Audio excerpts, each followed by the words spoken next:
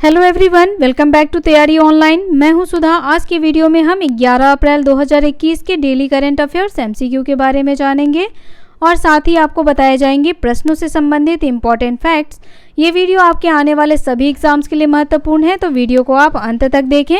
यदि आपको इस वीडियो का पीडीएफ चाहिए तो आप हमें ज्वाइन करें टेलीग्राम ग्रुप पर। टेलीग्राम ग्रुप का लिंक आपको डिस्क्रिप्शन में मिल जाएगा। साथ ही GK, current affairs and latest updates पाते रहने के लिए तैयारी ऑनलाइन को सब्सक्राइब करें, बेल आइकन को दबाएं ताकि सभी नोटिफिकेशन सबसे पहले आप तक पहुंचे। आप हमसे इंस्टाग्राम पर भी जुड़ सकते हैं। इंस्टाग्राम का लिंक आपको डिस्क्रिप्शन में मिल जाएगा। तो चलिए देर न करते हुए पहला प्रश्न देखते हैं। पहला प्रश्न है, भारतीय रिजर्व बैंक ने पेमेंट बैंकों के लिए डिपॉजिट लिमिट को बढ़ाकर कितने लाख रुपए कर दिया है? तो देखिए, भारतीय रिजर्व बैंक ने पेमेंट बैंकों के डिजिट लिमिट को 1 लाख से बढ़ाकर 2 लाख रुपए कर दिया है। ऑप्शन नंबर ए इसका करेक्ट आंसर है और यह किया गया है आरबीआई द्वारा 7 अप्रैल 2021 को मौद्रिक नीति समीक्षा को पेश करते समय, क्योंकि पेमेंट बैंक जो है वह काफ़ी समय से डिपॉजिट लिमिट को बढ़ाने की मांग कर रहा था।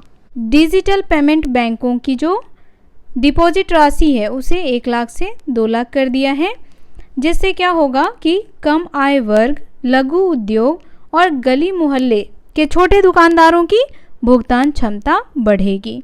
चलिए आपको पेमेंट्स बैंक के बारे में बताएं तो भारत में पेटीएम पेमेंट्स बैंक है, उसके बाद एयरटेल पेमेंट्स बैंक है, उसके बाद है आपका इंडिया पोस्ट पेमेंट बैंक। तो ये कुछ बैंक हैं जो पेमेंट्स बैंक हैं। और पेमेंट्स बैंक ग्राहकों से बचत खाते की पेशकश करते हैं। इसमें ग्राहक रुपए जमा करा सकते हैं और पेमेंट्स बैंक को बैंकिंग सेवाओं के विस्तार के उद्देश्य के साथ लाया गया था। अब आपको बता दें आरबीआई के बारे में। आरबीआई यानी रिजर्व बैंक ऑफ इंडिया, यह बैंक भारत का केंद्रीय बैंक है। यह भारत के सभी बैंकों का संचालन करता है। रिजर्व बैंक भारत की अर्थव्यवस्था को नियंत्रित करता है। आरबीआई का मुख्यालय मुंबई, महाराष्ट्र में है।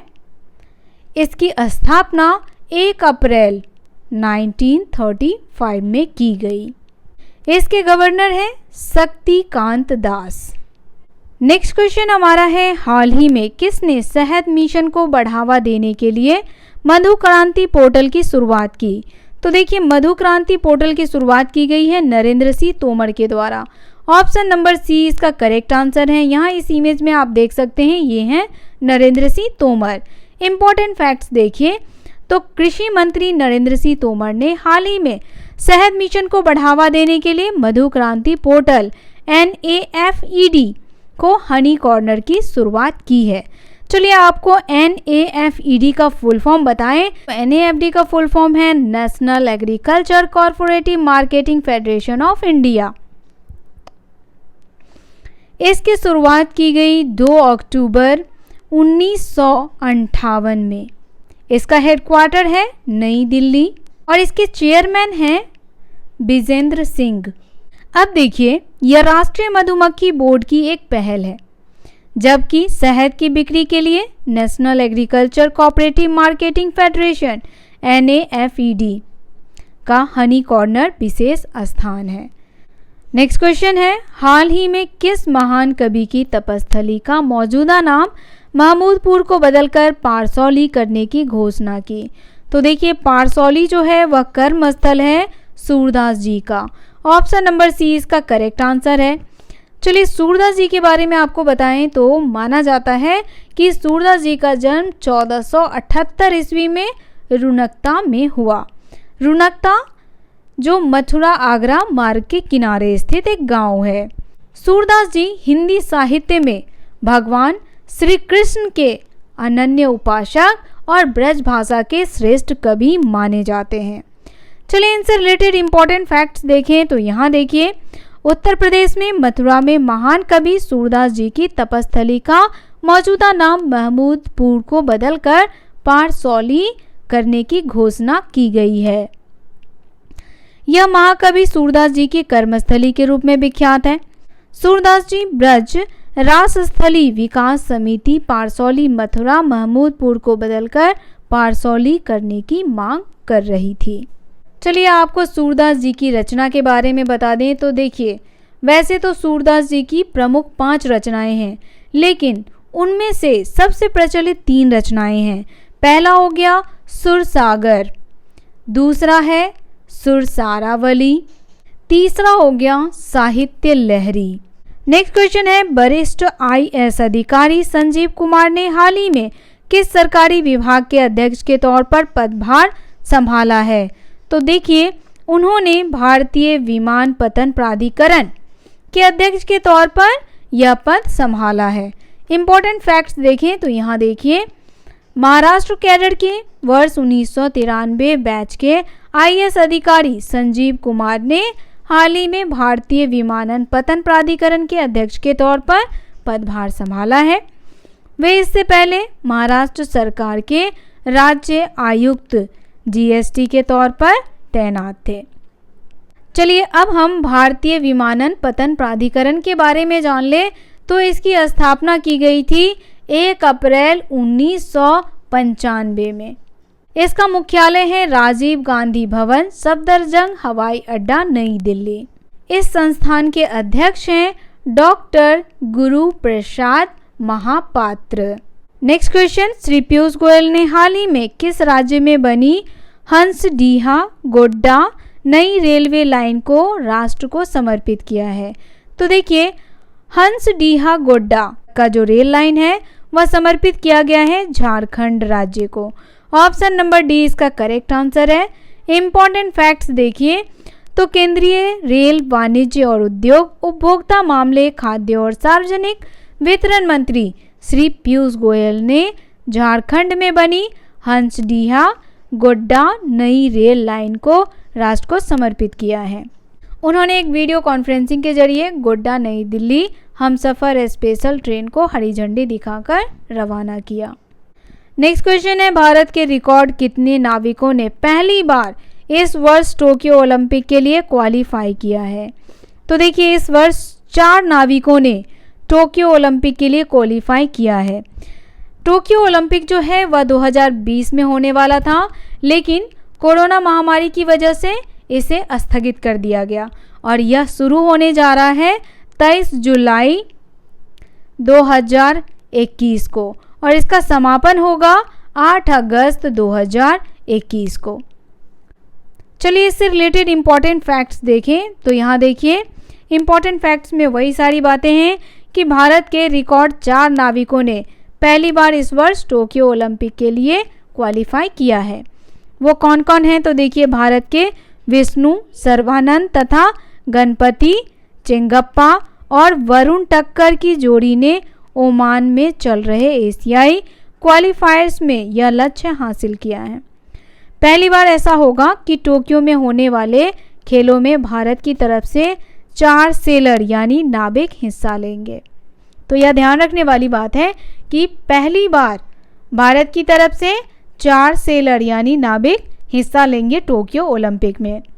टोक्यो ओलंपिक की मेजबानी जो है वह की गई थी 7 सितंबर 2013 में। नेक्स्ट क्वेश्चन है, भारत और किस देश ने हाल ही में आतंकवाद से निपटने के लिए वैश्विक सहयोग मजबूत करने की अपील की है?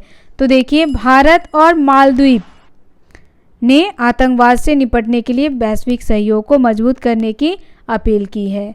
चलिए इससे रिलेटेड इंपॉर्टेंट फैक्ट्स देखें तो यहाँ देखिए, भारत और मालदीव ने आतंकवाद से निपटने के लिए वैश्विक सहयोग मजबूत करने की अपील की।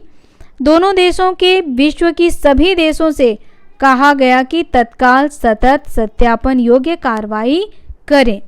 चलिए अब आपको मालदीव के बारे में बता दें तो मालदीव गणराज्य हिंद महासागर में स्थित एक द्वीप है जो मिनिकॉय आइसलैंड और चागोस आर्कीपेलेगो के बीच 26 प्रवाल द्वीपों की एक दोहरी चेन है, जिसका फैलाव जो है वह भारत के लक्षद्वीप टापू की उत्तर दक्षिण सीमा तक है।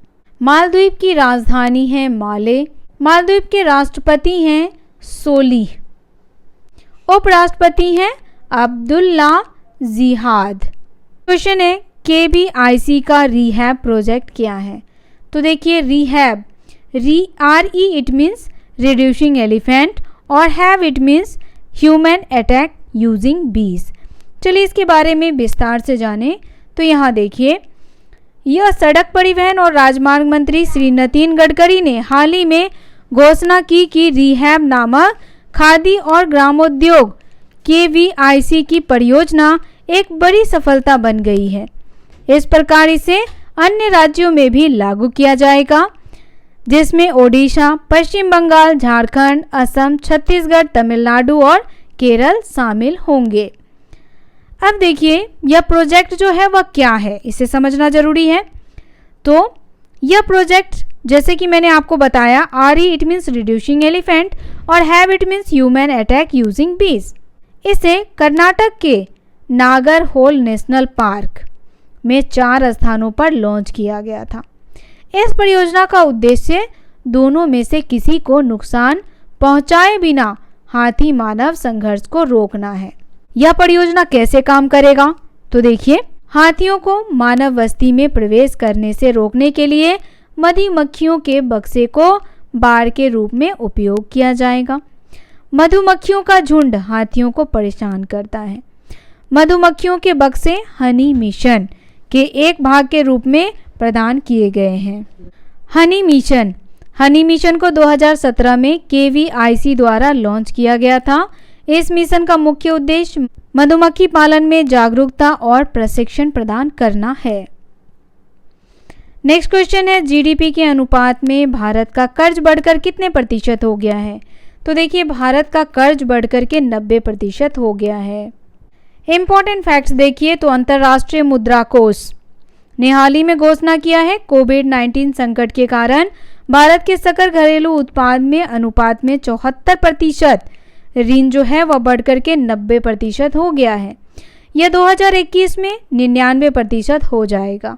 इंटरनेशनल मॉनेटरी फंड ने यह भी कहा कि यह आर्थिक सुधार के बाद घटकर 80% हो जाएगा। अब देखिए, GDP ऋण अनुपात होता क्या है? तो जब ऋण GDP अनुपात कम होता है तो इसका मतलब यह है कि देश माल और सेवाओं का उत्पादन और बिक्री करता है, जो कि आगे ऋण वापस भुगतान करने के लिए पर्याप्त है। 1991 से भारत का GDP अनुपात 70% बना हुआ है। वर्तमान वृद्धि मुख्य रूप से कोविड-19 संकट के कारण हुई है। अन्य देशों का GDP ऋण अनुपात देखिए, तो 2020 की तीसरी तिमाही के अंत में अमेरिका का GDP ऋण जो है वह 3% था। इसी अवधि के दौरान यह जापान का ऋण अनुपात 1% और चीन का अनुपात 46.7% था। नेक्स्ट क्वेश्चन है, जल जीवन मिशन के लिए किस योजना अभ्यास को शुरू किया गया? तो देखिए, जल शक्ति मंत्रालय के द्वारा जल जीवन मिशन योजना अभ्यास को शुरू किया गया है। चलिए आपको इसके बारे में विस्तार से बता दें। यहाँ देखिए, जल जीवन मिशन योजना की घोषणा 2019 में की गई थी। इस मिशन का मुख्य उद्देश्य 2024 तक भारत के हर घर में कार्यात्मक घरेलू नल कनेक्शन प्रदान करना है। यह मिशन प्रति व्यक्ति प्रतिदिन 55 लीटर पानी की आपूर्ति करने की परिकल्पना करता है। और यहाँ देखिए, जल जीवन मिशन के लिए आवंटित धन, कितना धन जो है वह आवंटित किया गया इस मिशन के लिए। तो भारत सरकार ने वित्तीय वर्ष 2021 और 22 के लिए जल जीवन मिशन को 50,000 करोड़ रुपए जो हैं वह आवंटित किए हैं। इसके अलावा 15वें वित्त आयोग के तहत 26,940 करोड़ रुपए की आश्वासन दी गई। 2021 और 22 में भारत सरकार ने ग्रामीण घरों में नल के पानी की आपूर्ति सुनिश्चित करने के लिए 1 लाख करोड़ रुपए से अधिक का निवेश करने की योजना बनाई है। तो ये है जल जीवन मिशन के लिए आवंटित धन। आज का ये वीडियो यहीं समाप्त होता है। वीडियो आपको कैसा लगा आप हमें कमेंट करके अवश्य बताएं। वीडियो पसंद आया हो तो इसे लाइक करें और अपने दोस्तों को भी शेयर करें। यदि आप हमारे चैनल पर नए हैं तो चैनल को सब्सक्राइब कर लें, बेल आइकन को दबाएं ताकि सभी नोटिफिकेशन सबसे पहले आप तक पहुंचे। तो मिलते हैं आपसे नए दिन नए प्रश्नों के साथ। तब तक के लिए आप सभी का धन्यवाद।